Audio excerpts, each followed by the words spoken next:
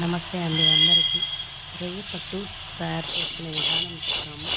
చిన్న చిన్న రొయ్యలు అన్నమాట, ఎండిపోయినవి. ఇవన్నీ బాగా మనం కడాయిలో వేసి వేయించాలి. బాగా బ్రౌన్గా వచ్చే వరకు వేయించాలి.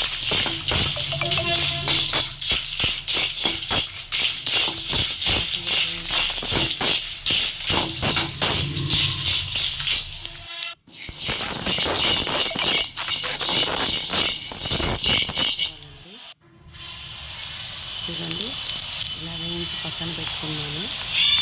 చూడండి, వెల్లుల్లిపాయలు, కావలసిన ఉప్పు,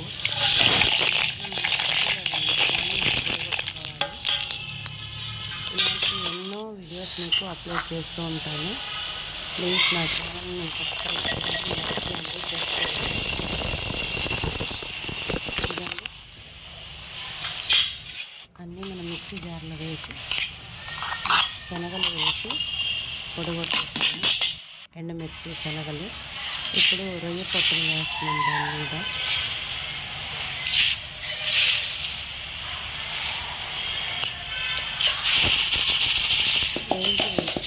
వేయించి ఉంచానండి. ఇది చూడండి, బాగా గలగలా అంటుంది. చాలా టేస్టీగా ఉంటుందండి. వీటిలో వేసుకొని అన్నంలో తినచ్చు, ఇడ్లీకి తినచ్చు, దోశకి తినచ్చు, చపాతీకి తినచ్చు. చాలా బాగుంటుందండి, కారంగా. మళ్ళీ దీంట్లో వెల్లుల్లిపాయలు వేసి తగినంత ఉప్పు యాడ్ చేసుకోవాలి.